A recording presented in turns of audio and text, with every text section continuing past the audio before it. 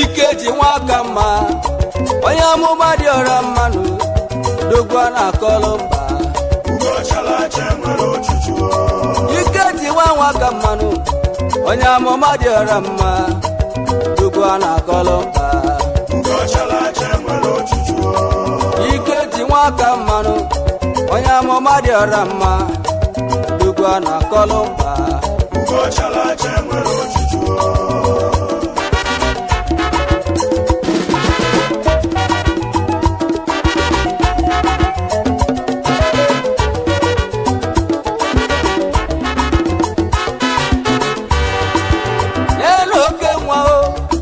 oke nwanyị ji dị ebube kwa mmadụ ka eji aka n'obodo nnukwu mmadụ nọdụ ka nnukwu alụsị nụ onye anyị ji eme ọnụwe mepụrụ onye ọ na-afịa arụwe aga m etu ga ka ekpuchi ọnwa nụ maka ọnwa bata obodo achake oke nwanne ga-adị yo o mepụrụ ụmụ ogbenye onye anyị ji eme ọnụwe ekene gị yo n'ịgadị yo ọ bụzi onye ka na-ebunu abịa n'ụmụ eri oke bonu ebe afọ ka m ụlọdogunu onye a na-ekwu maka ya maka na o nwere ife ọ na-eme ka anyị jebe ama ụmụ na-agụ na-adebe mụ eri odogwu ebe afọ ka m ụlọ oke nwanụ Ikeji nwaka mma o ji mmiri agwọ ya olu ume kere gị o onye nwere gị nwere mmadụ elu ihe omela ọra Ikeji odogwu onye amụma dị ọra mma olu ume kere gị o ife ị na-eme ka na-ekwuo ịma na ọbụrụ ọkọnyere ede dọbụ ifomelu Ikeji nwaka mma olu ume kere gị yo Ikeji nwaka mmanụ onye ọ ga-adịrị mma bịali yo maka n'obodo amara nwa pamụlue Ikeji n'idi nnekwu oke nwa bịali yo mepụrụ onye ọ na-abịa arụ Ikeji nwaka mmanụ o ji mmiri agwọ ya odogwunu JP onye amụma Igbo niile olu ume kere gị yo Ikeji nwaka mmanụ Ikeji nwaka mma onye amụma dị ọra mmanụ dogwa na kolomba Ikeji nwaka mmanụ onye amụma dị ọra mma dogwa na kolomba Ikeji nwaka mmanụ onye amụma dị ọra mma dogwa na kolomba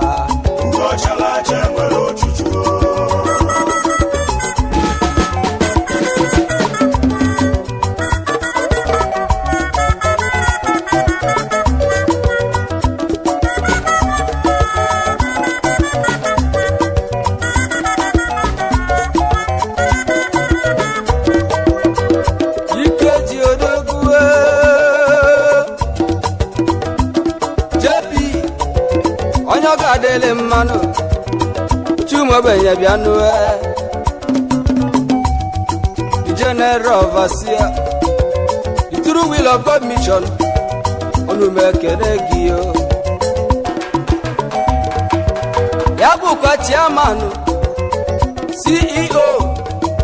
Dila Habasi the company ndị ọ ga-adịrị mmanụ onume kere gị yo Ikeji nwaka mmanụ oyimidi nnekwuo onye nwelu gị nwere igwe mmadụ maka niile mere ka ofu onye Ikeji n'Igbo odogwu onye nwelu gị nwere igwe mmadụ anyị ekene gị yo Ikeji nwaka mmanụ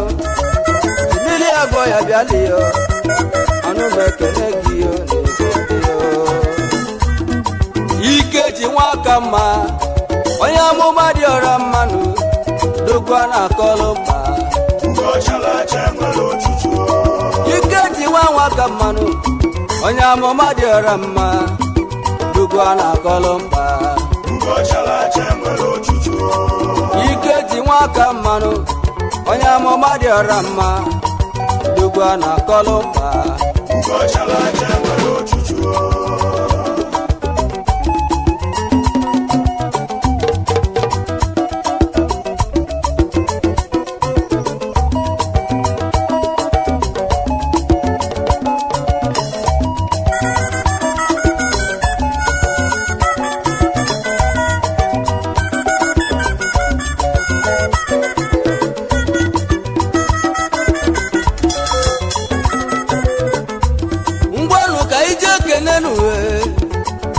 adịrị mmanụ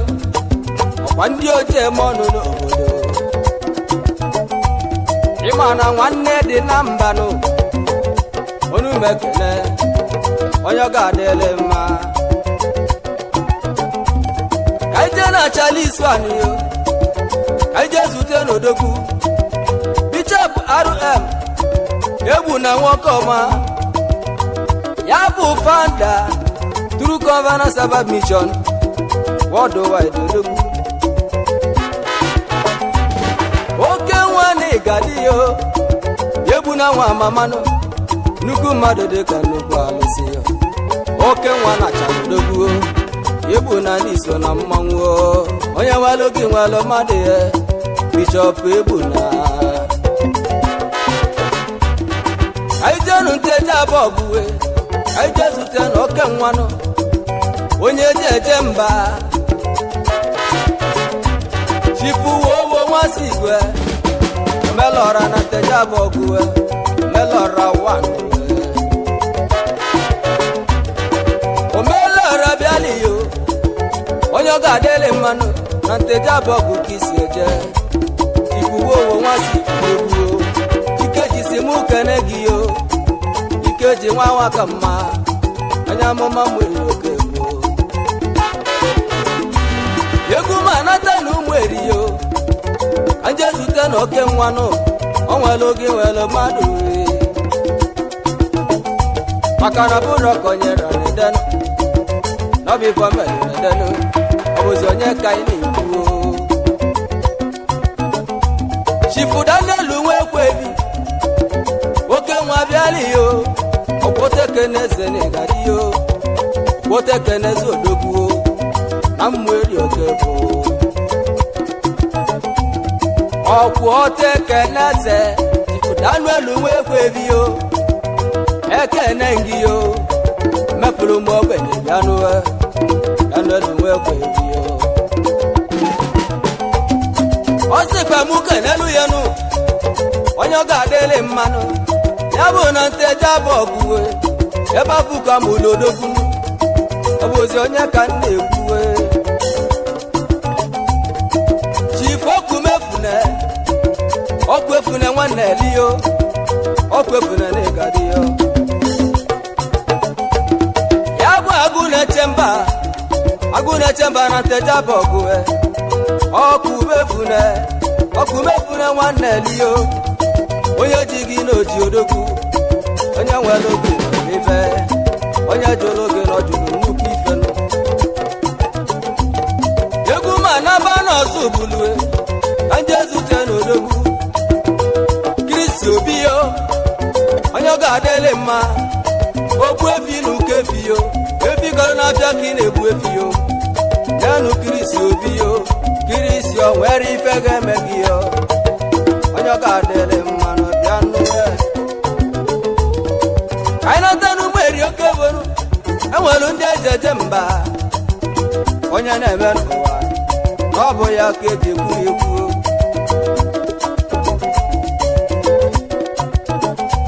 Honorable Joyce Agụ Jobialiyo ọbanidu bịa keneliyo Honorable Joe Isiagụ oke nwanne gadiyo n'ogwu onye mmeri oke bụ ọbanidu bịa kene ọchịlị mana anyị ekene gị yo ọbanimalube